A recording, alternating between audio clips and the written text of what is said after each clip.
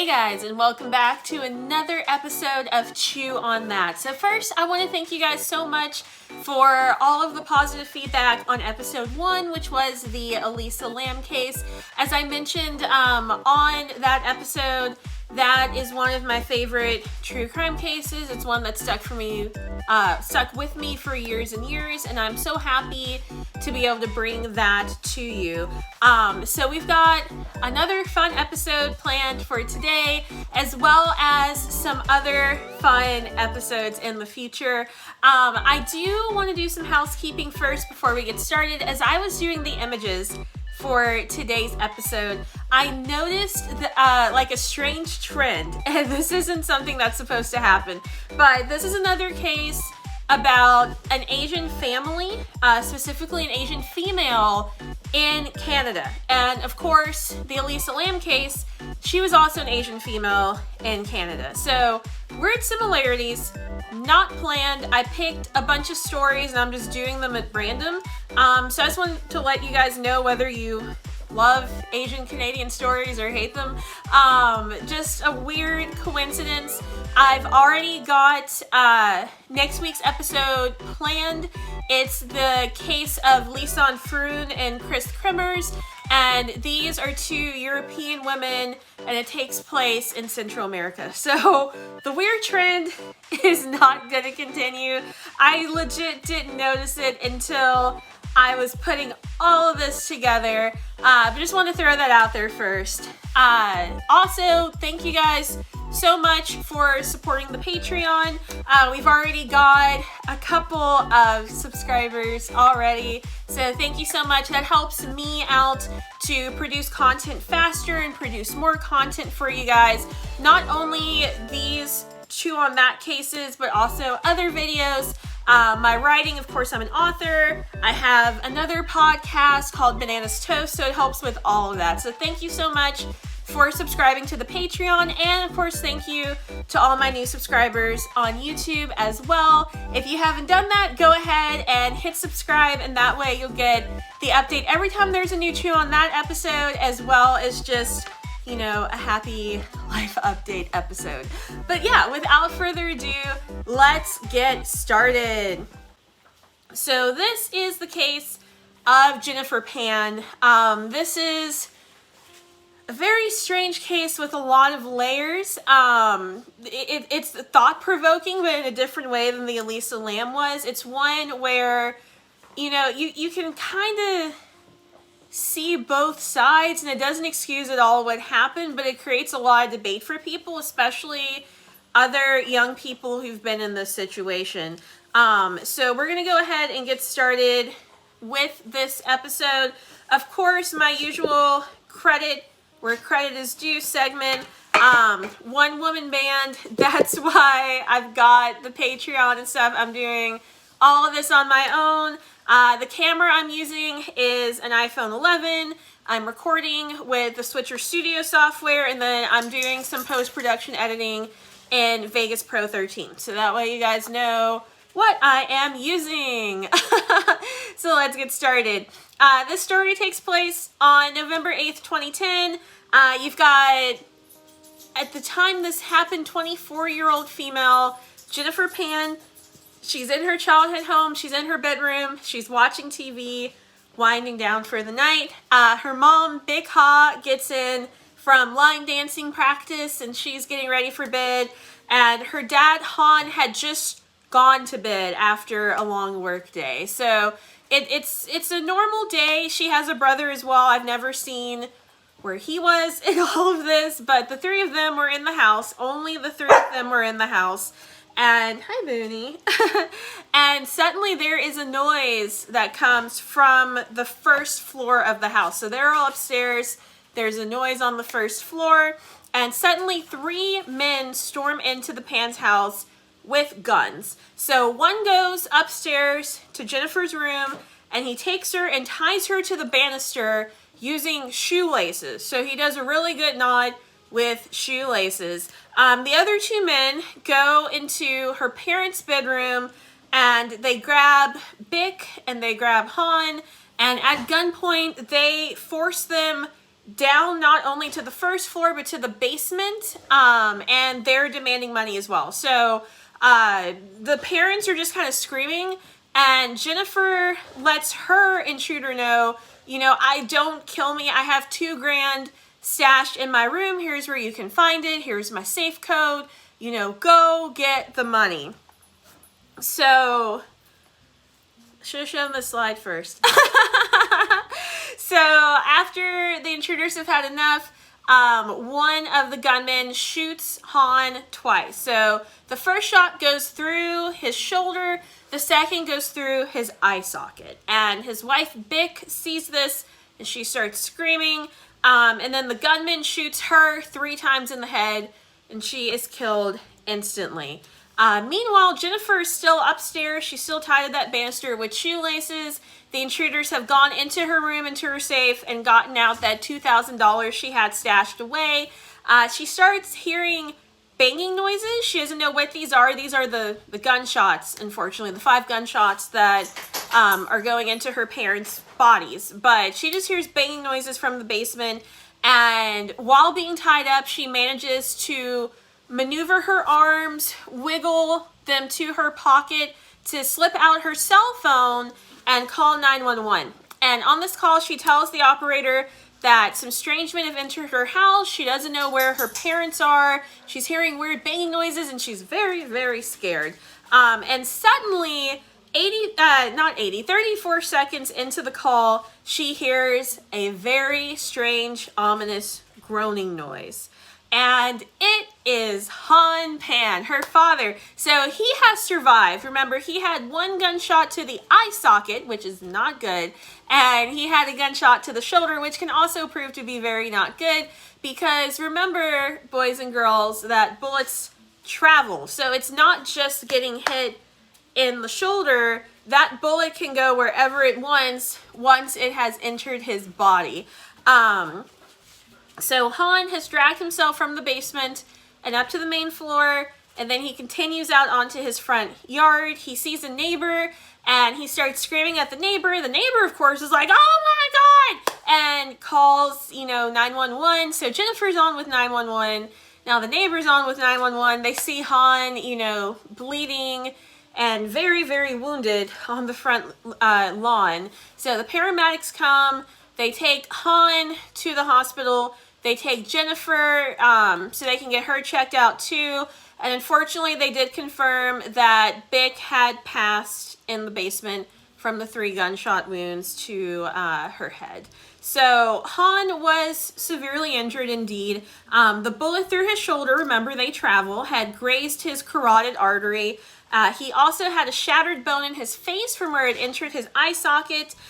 He had bullet fragments scattered throughout his face, and also a bone in his neck had shattered. So he has a ton of injuries. And to give him any chance of survival, they put him into a medically induced coma, and they tell his children, Jennifer and Felix, as well as the rest of their family, we don't know if he'll survive. They just tell them, we're going to put him in a coma, hope for the best, see what happens, but these are pretty serious wounds. He could die from these. So they've lost their mother. They might be losing their father. And as the only witness who can talk at that point, because Bick has died, Han is in a coma, they finally bring Jennifer in for questioning at 3 a.m. So, just a few hours after this incident went down. They have her explain what she witnessed. So she goes over again kind of what she explained on the call, what she was doing before, what her parents were doing before. She's very distraught, after what's happened. Her mother's just passed. Her father's in a coma. She's been tied to a banister by these intruders. And so, detectives tell her, we're so sorry, get some sleep, and they send her home. And then they have her come back 2 days later on November 11th, and they have her do what's called a dollhouse view of the scene. And so this is something that detectives commonly do, and this is not something that they do just if they, think you're guilty or anything. This is just common in general for witnesses. And what the dollhouse view is they have you, pretend that you are looking down at a dollhouse, and they have you give a third person perspective of what you witnessed. Instead of your first person view, they have you give like a third person account of it.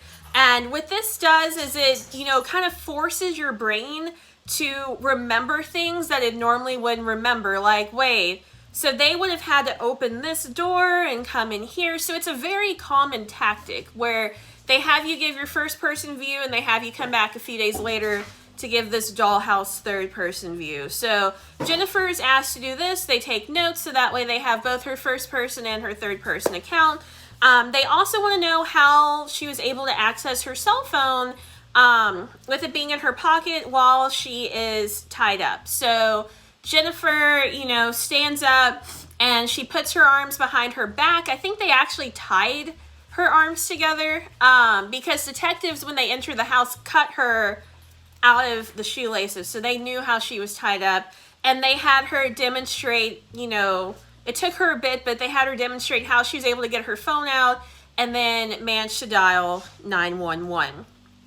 So detectives were starting to think a few things weren't adding up about this case. So first, you know, there was a Lexus at home, and the keys to that Lexus were out in plain view where you didn't have to hunt for them or anything. It was clear these are the Lexus keys, and the intruders could have easily driven this car away and it remained untouched. Like, easy access Lexus, completely untouched. They also did not bring any bags. So they're, you know, home invaders. They didn't bring any bags to put stuff in.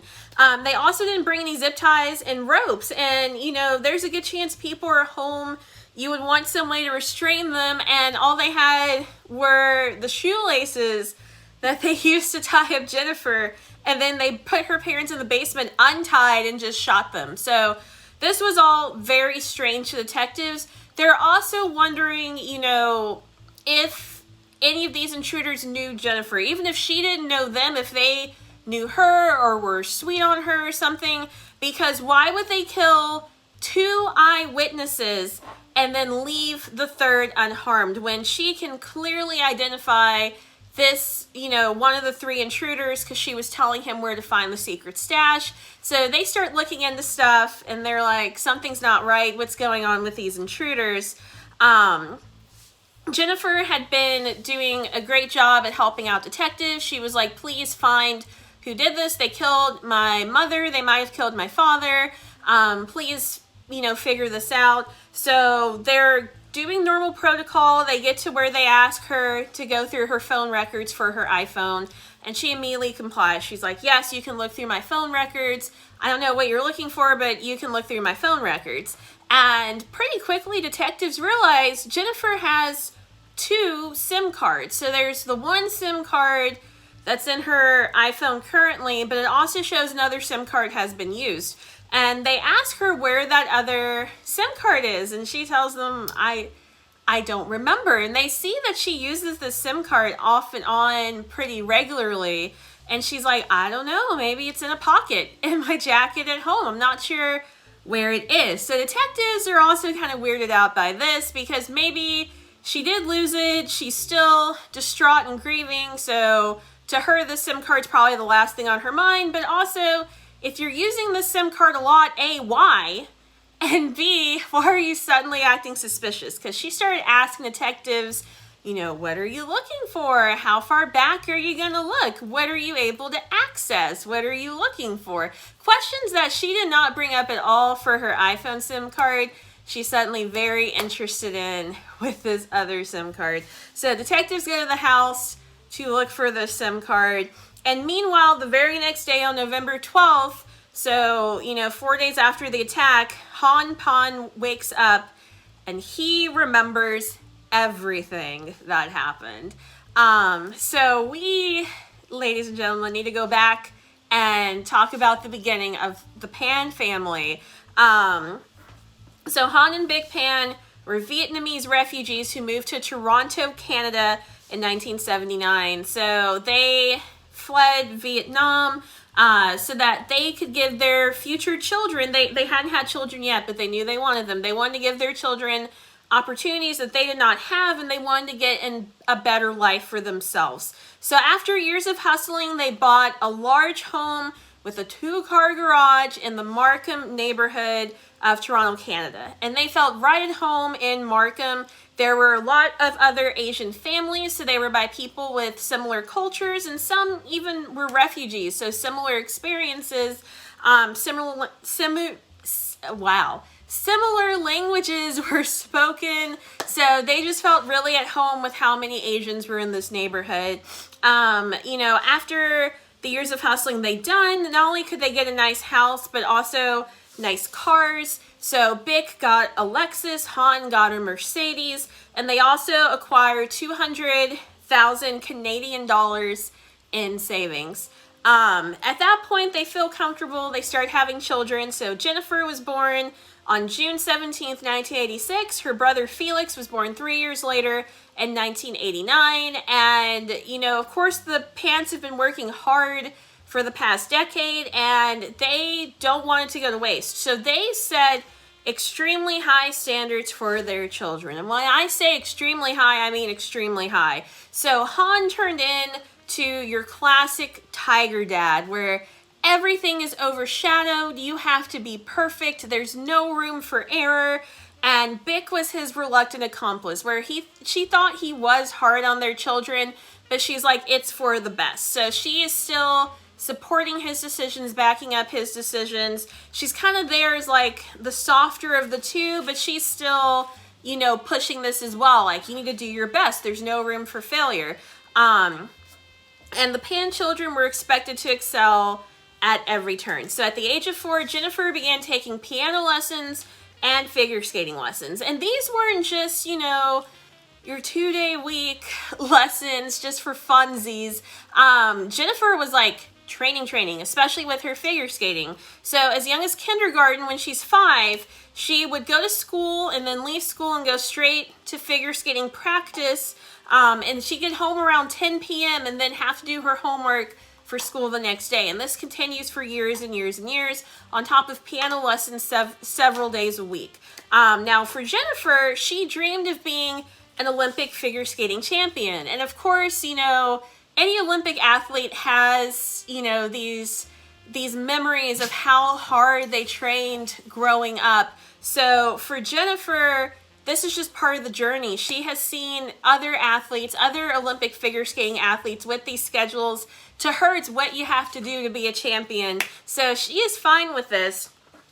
But then we get to middle school, and Jennifer has an injury. She tears a ligament in her knee, and that ends her Olympic dreams. Like, she could still figure skate, but they basically tell her, like, you're not going to be an Olympic athlete at this point. You're never going to be the same.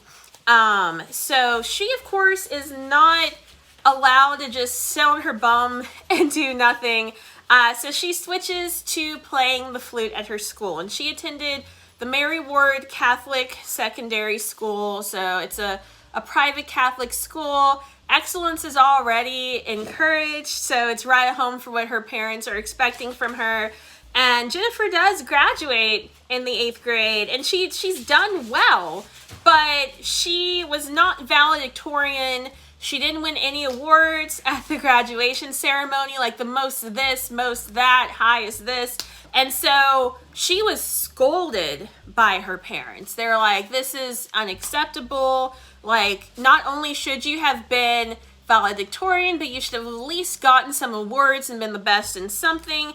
And Jennifer was so distraught that she went home and started cutting herself. So she's like 13, 14 at this point. I'm also a June baby. When I graduated 8th grade, I was 13 for like a month and then turned 14 in the summer. So she's right on that line, and she's already cutting herself because of this extreme pressure. So Jennifer ends up going to high school, and she is forbidden from doing anything that could distract her from being valedictorian, or at least doing well. So she's not allowed to date. She can't go to school dances. This is homecoming, anything like that. She can't even go to prom. She can't attend friends' parties. And we're not talking ragers or the, high school football parties where there's alcohol and, oh my God, don't let her parents find out. No, it's like a friend could have a birthday party and invite 5 people, and she's not allowed to go. That's not academic. You're not allowed to be there. That's a distraction. So Jennifer starts getting straight C's, and it's not that she's just average in all regards. Like, she's not a straight A person, but also she's getting so depressed and stressed over this that it's affecting her performance more. So she starts getting straight C's, and of course this would be the death of her pretty much. So she starts immediately forging her report cards, and she does this all through high school, where she, you know, couldn't use a computer or anything to do it because her parents would be watching. So she would legit get white out and white out the C's, and then using a pen and her best penmanship would write an A in the same style as like a typewriter. And then she would go to the school's copy machine and make a copy so you couldn't tell there was white out and ink all over it.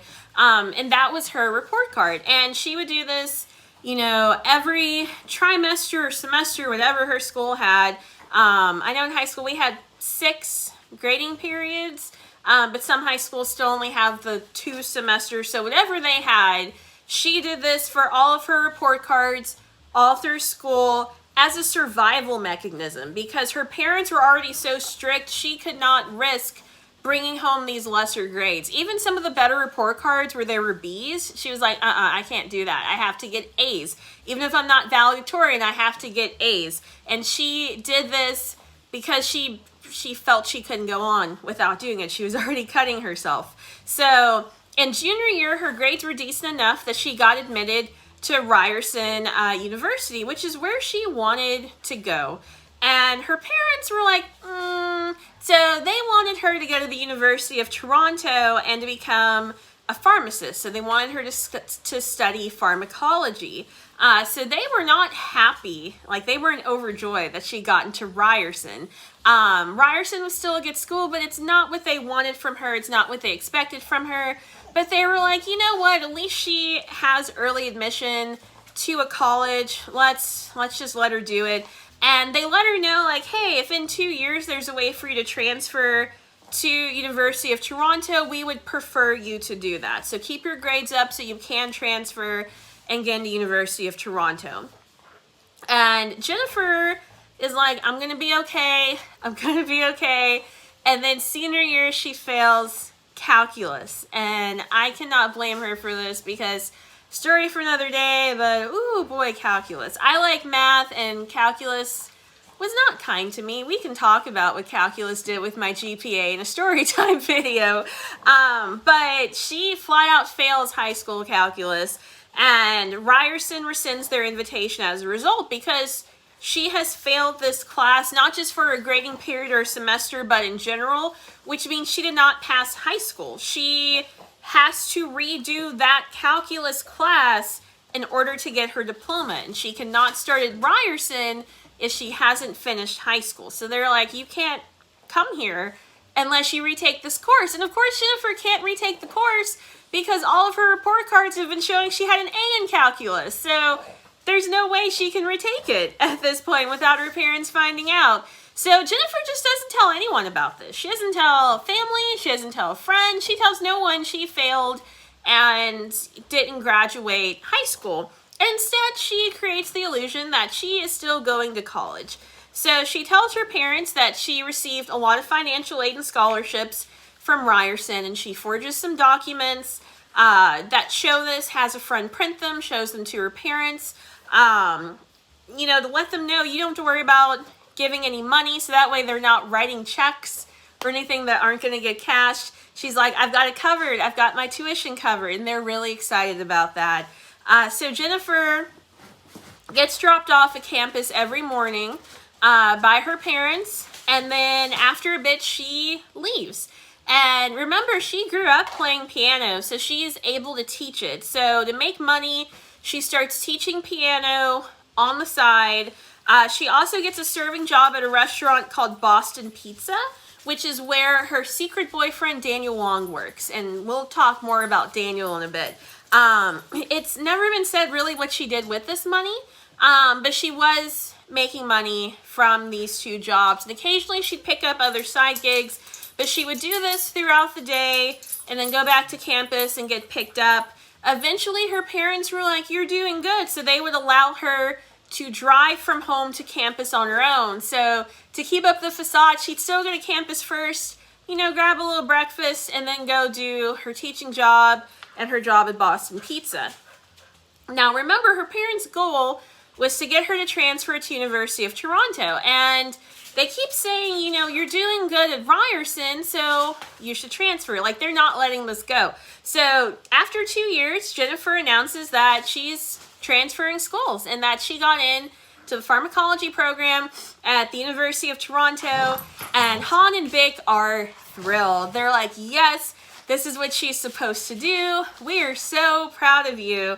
And to further keep up this facade, Jennifer purchases actual textbooks each semester that are being used at the University of Toronto, which, you know, for anyone who hasn't been to university, when it's time to buy textbooks, you can go on the university's website, go to the class. You don't have to sign in, just go to the class, and it'll list what textbooks and materials you need. So Jennifer was able to see what textbooks were needed and then buy those textbooks as if she was a student. At that point, she got spiral notebooks, and she would actually read through the textbook. She would watch online training videos like YouTube and other places, and she basically taught herself pharmacology. She would take detailed notes and break them down into what her different classes would be. So she was learning this, and she'd go home and show her parents what she learned in school. So, like,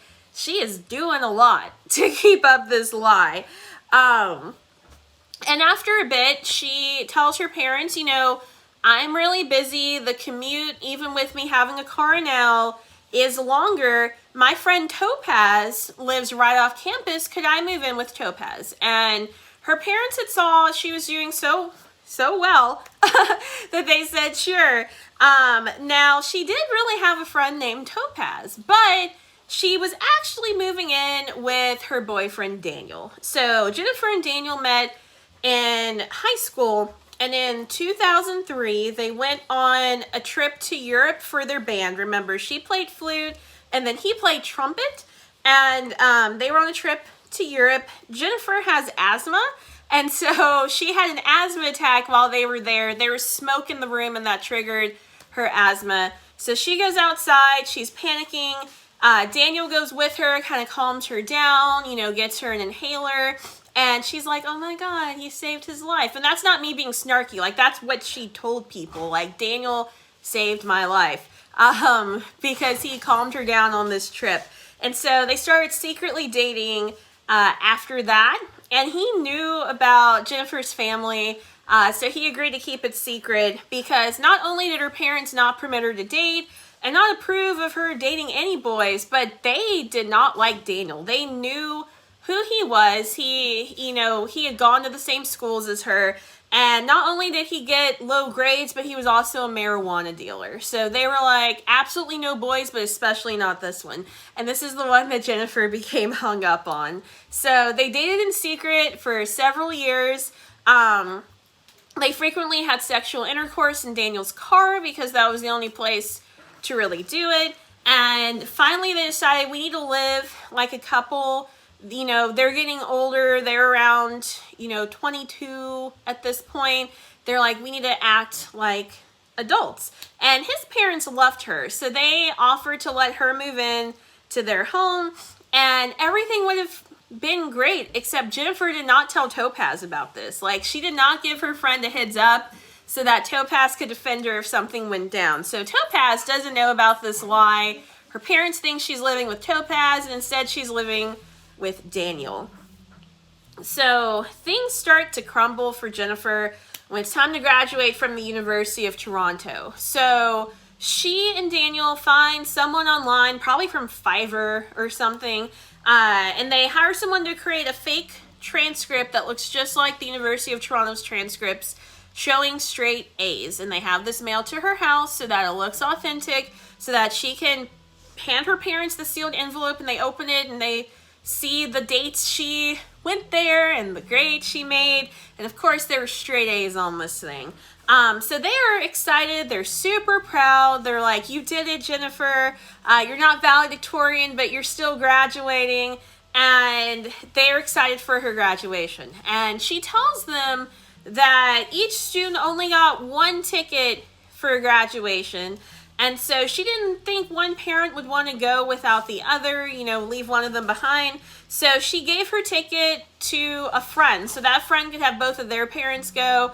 And she was like, you know, we'll just celebrate on our own, mom and dad. So Han and Bich found this very suspicious. Now, for both my high school graduation and my college graduation, which were both from pretty prestigious schools in my area, we did have a ticket limit. But for somewhere like the University of Toronto, you wouldn't really expect a ticket limit. And if so, there wouldn't be just one. I think I had 5 and 5. For both of mine. Like high school, I could have 5 people. College, I could have 5 people. So the University of Toronto saying you only get one from pharmacology did not really sit well. And they're like, something's not right. So after graduating, Jennifer's like, I have to do something. And I, you know, need a way to not be making a ton of money. Basically, I need my little money from Boston Pizza and Piano to match what I say I'm doing. So she announced that she was volunteering at the Hospital for Sick Children. And I know that sounds like a fake name. When I first heard it, I thought it sounded like a fake name. And so I Googled it. And as you can see from the picture here, for those watching on YouTube, it's really called the Hospital for Sick Children, aka Sick Kids. So that is its actual name. So she announced she'd be working there, and her parents were happy for a little bit until they realized, you know, she doesn't have a badge or a uniform. Whenever they've seen her and she's like, I just got off work, there's no badge, there's no uniform, and they get really suspicious. She says she doesn't need one because she's a volunteer, and they're like, that's still really weird to be working in a hospital. You would at least need the badge, come on. So they follow her to work one morning, and as she's entering the hospital, Han looks to Bich and says, follow her. So Jennifer notices as she walks in, she's being followed, and she darts away and hides in the lobby's waiting room. So Bich can't find her. Bich's just like, she disappeared. Like, where did she go that fast? I didn't see her get on the stairs, the elevator, anything. So she decides, she tells Han, and she's like, we're just going to wait. She's got to leave to go on lunch at some point or leave to go home for the day. So she literally just waits out front, and Jennifer never reappears. Like, she's literally hiding in the waiting room for hours and hours and hours and hours and hours, and just like, shh, don't tell anyone I'm here. And eventually Bich leaves. She's like, you know, it's been like 8 hours or whatever, I'm going home. So they decide to do a different tactic. And the next morning, Han calls Topaz bright and early at 6 in the morning and asks, you know, can I speak to Jennifer? Is she there? And Topaz is like, what? And he's like, Jennifer, is she there? And Topaz is half asleep and very confused. And she's like, no, Jennifer's not here. So he's like, does Jennifer live with you? And she's like, no, sir, Jennifer doesn't live with me. And later she realized, like, oops, I just blew my friend's cover, but 6 a.m. and never warned, like, she just didn't know what was going on. So she says no, and the Pans are like, okay, thanks.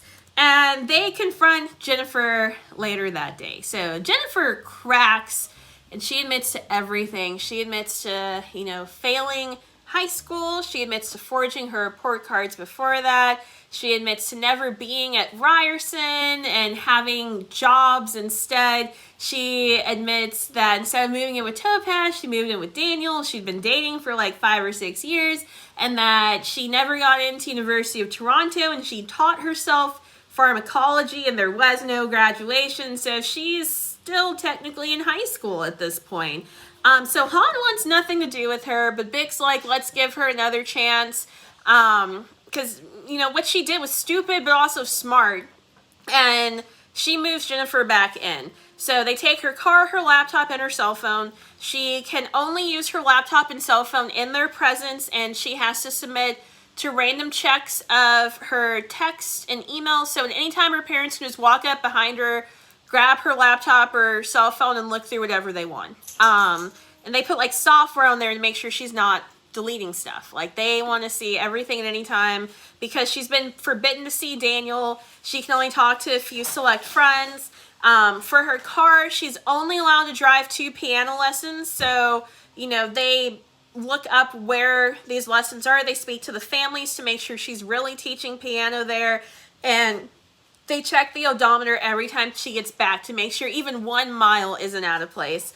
So they made her quit all of her jobs, like the Boston Pizza job, except for piano lessons. They found that to be valuable. And Jennifer, you know, at this point, she's a grown woman. She's 24, and she has 0 freedom.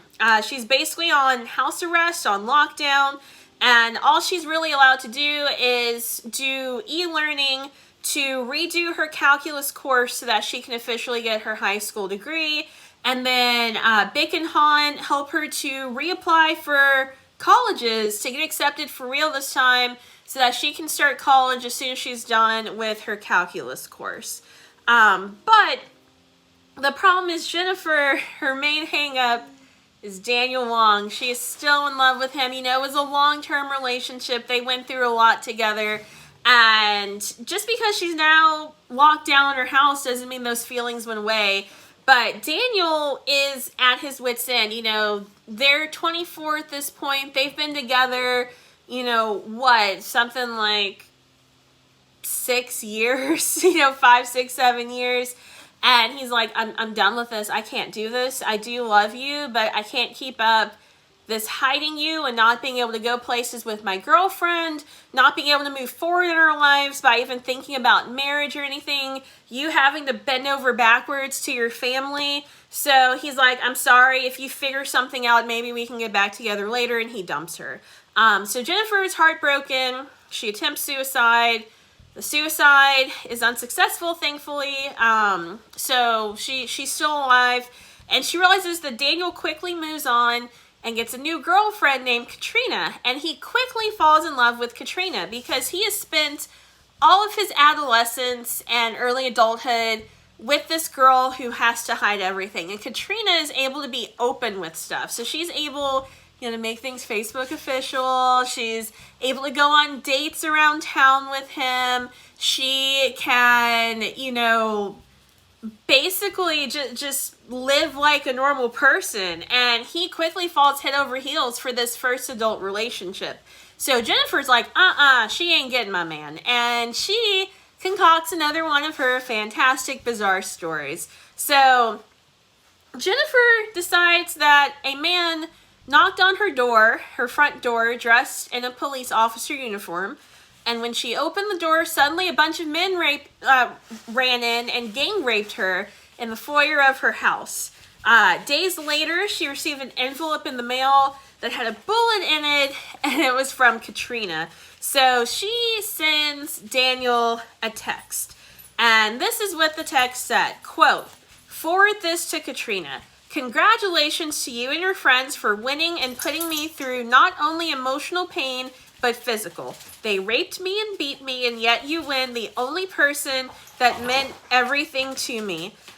Please just tell these people to leave me alone so that I may rest in peace and so that I may go easy. I have suffered enough, and I don't want to suffer in my last days. Good luck and take care of Daniel for me. He is everything to me, but sadly, I was never enough for him to love." So, cue the violins. And somehow, this works. Daniel dumps Katrina. He's like, you set up my ex-girlfriend to be gang raped and have a bullet sent to her. And he goes back to Jennifer. And it's just like, what?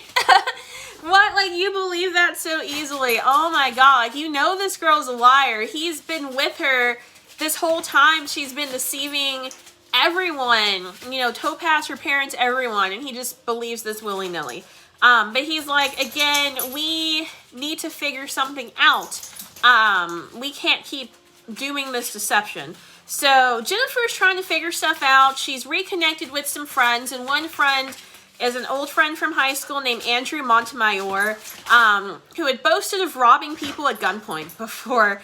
And they started venting to each other about issues with their parents. And she's going into details about being on lockdown. And he sympathizes that he once had thoughts of killing his own father. And he didn't. He didn't at all. But this causes the wheels in her head to start spinning. And she consults with Daniel and lets him know, if something happens to my parents, their policy is 500,000 Canadian dollars that would be left to me. So she'd get that, and her brother would get the other half of the mill. And they start thinking, like, the way out of this is to get rid of her parents. Her parents caused all of this. So Daniel announces, remember, he's a marijuana dealer, which isn't that bad, but he knows some shadier people as a result. So he taps a friend named Leonard Crawford, who goes by Homeboy. And he's like, could you murder her parents? And Homeboy's rate is normally $20,000. But he says, Daniel, you're a pal. I'll do it for $10K. And they both, they've both saved up some money from their jobs. And Jennifer and Daniel agree to do $5K to pay Homeboy. So Homeboy hears about all of Jennifer's issues, and he gives her a SIM card that's from a Samsung flip phone.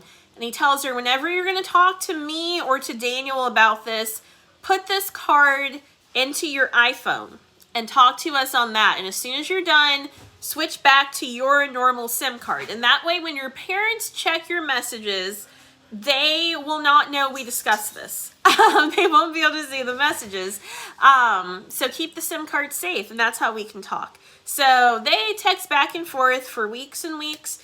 And finally, after some back and forth and trying to decide on the right date, and making sure they have the money, and making sure they have the strategy down, and making sure he's like, do you really want to do this? Like, these are your parents? They agree. The date is going to be November 8th, 2010. So Homeboy brings 2 accomplices with him. He tells her he's going to have 2 other people. There's Eric Carty, who is known as Sniper, and there's also David Milvaganam. And I think I said that right. And they enter the Pan's house and they shoot Han and Bich in cold blood. The problem is Han, he's really the main target. He's, the main tiger parent. He's the strictest one. Bich is a little, friendlier, a little more lenient. So he's the one who didn't die. They made sure to kill Bich, and Han was still alive. So it was a botched hit, which is not good. And Han awakens from his coma. And remember, he remembers everything. So he tells detectives he saw Jennifer chatting softly to one of the intruders, so the one who had her upstairs, like it was a friend. She wasn't fearful. She wasn't screaming or pleading. They were just talking about stuff. And her arms were also not tied as he was leading her through the house and putting her places. So he let her walk freely and then tied her up with the shoelaces. And he's like, I don't trust her. Don't let her in my hospital room anymore. So she's not allowed in. And that's fine with her because not only does she hate her dad, but she's in the process of planning her mom's funeral. So her mom's funeral occurs on November 15th, 2010, 7 days after the murder occurred. Han, with his injuries, can attend, so she doesn't have to worry about that. And it's a beautiful funeral. But detectives start digging into more and more stuff, especially after this territory. So they really dig deep into Jennifer's texts on both SIM cards. They dig into her life. They learn about the lies and the deception she had. And on November 22nd, 2010, they bring her in for a 3rd and final interview with police. And the story of her life. If you're going to be bad, you got to be tough. Jennifer is not. So how she cracked so easily with Han, she does this again with police. They barely start pressing her story and she just cracks in the interrogation room. But she claims that it was not a murder for hire. She claims it was an elaborate suicide plot. So Jennifer states that she'd given up on life and she'd already tried to kill herself a few times, and which was true, but it was over Daniel. And she was like, I can't bring myself to officially kill myself. So she's like, I hired homeboy to kill me. And later she felt like things were improving with her parents, so she called off the hit. But she says, you know, basically wires got crossed, and instead of calling off the hit completely, they came in and killed her parents instead and just left her. Like, weird. That was her story, and she was sticking to it. It takes, you know, most of the blame away from her. And detectives luckily aren't stupid, and they had already gone through her SIM card. They had seen Jennifer and Daniel and the three men, especially homeboy, openly discussing this plan. Like not even code words. They were openly discussing this murder for hire in their texts. As well as you know, they had planned in the text that on November 8th, when it was time to go, time for the hit to take place, Jennifer would go downstairs and unlock the front door and then turn on the light in the study, so they knew, like, okay, it's time to go in. And that's exactly what had happened. So, you know, all five were arrested and charged with first-degree murder, attempted murder, and conspiracy to commit murder. So the trial began, you know, about 3.5 years later, on March 14th, 2014. It was an easy trial because they were idiots and had all the text there. You know, they had everything there. And, you know, they also pulled 50 witnesses from the life of the Pan. So people who knew Jennifer, people who knew Han and Vic, to discuss how tumultuous their relationship was. So how stressed Jennifer was, how she had, as early as high school, been manipulating things, how she hated her parents, how they were tiger parents and overbearing. Even some of her parents' friends were like, yeah, we thought they were way too strict, but Jennifer also really messed up with lying for years and years and years. So all of this culminated with the text to make a pretty open and shut case. And Jennifer, Daniel, Homeboy, and David all received life sentences with no chance of parole for 25 years. Now, Eric, aka Sniper, was charged separately, and unfortunately he died in his jail cell before sentencing. And this is because he got caught for another crime pretty quickly after the hit. So he had to be tried for that first, and then he was going to be tried for the Pan murder, and he died before that got to take place. So he is dead. The rest all received the same sentence. Now, remember Jennifer's brother Felix, who's been kind of an afterthought for this story. So he moved to the East Coast of Canada to find work and to avoid the stigma of being from the Pan family, because everyone knew this story. And of course, people wanted his insight. You know, of course, he didn't condone what his sister did, but does he understand why she did it?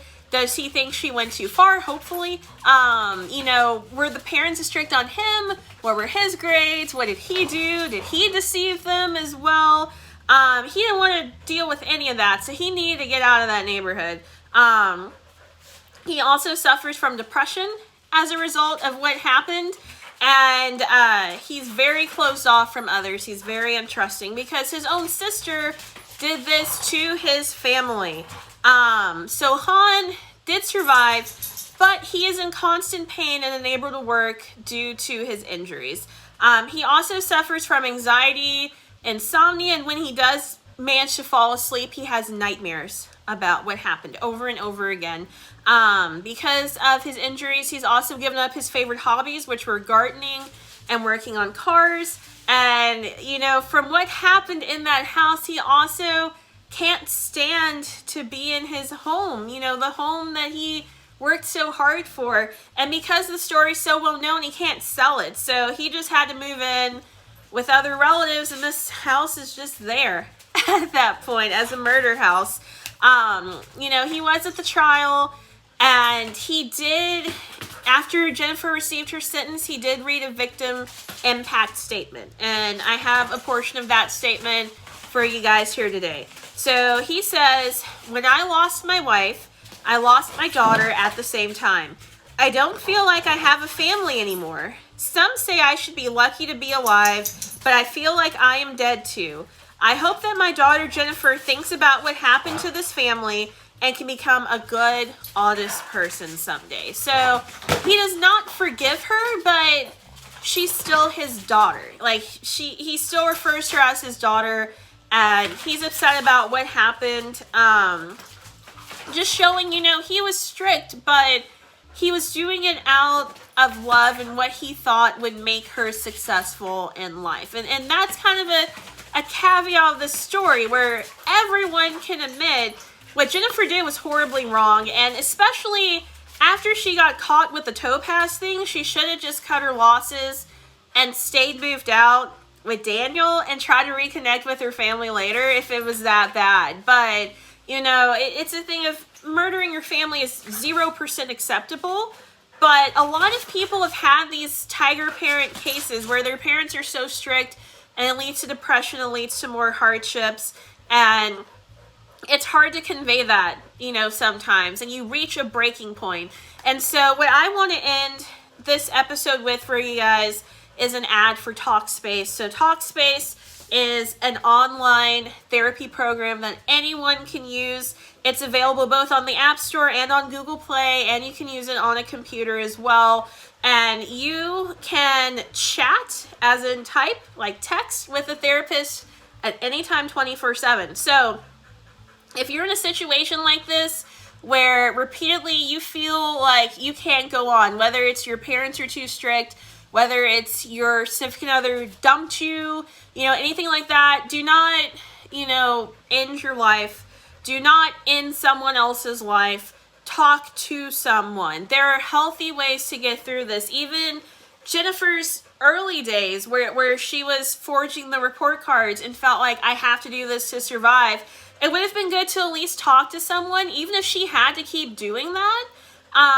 You know, keep forging the report cards, just to have someone to talk it through with, to be like, you're not a failure, you're a good person. So I do want to end this episode with this. You know, if you are struggling in any way, you know, at any facet of your life, and you don't want to go to like a physical therapist, especially during COVID days, look into Talkspace. It's a great program.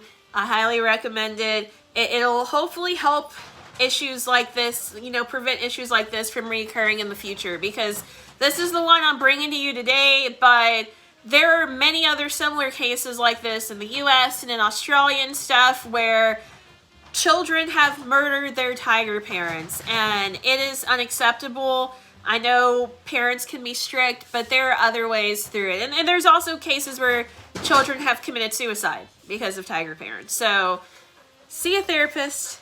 I know this was a lot this episode, but I do want to thank you guys so much for tuning in. Again, we're going to keep doing 1 to 2 of these a week. I hope you guys enjoyed the bonus episode last week as well on the elevator game.